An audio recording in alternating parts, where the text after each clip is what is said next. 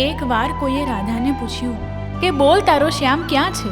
એણે કહ્યું, મારા શ્વાસમાં, મારી આસમાં, મારી રગે રગમાં એનો વાસ છે.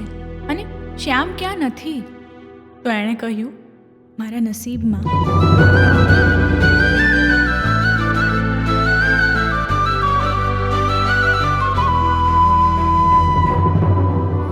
તમે મને ગમો છો આદિ.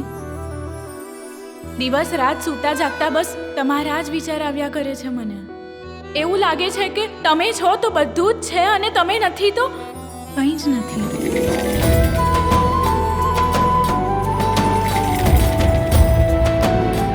હું તમને પ્રેમ કરું છું, અનહદ પ્રેમ.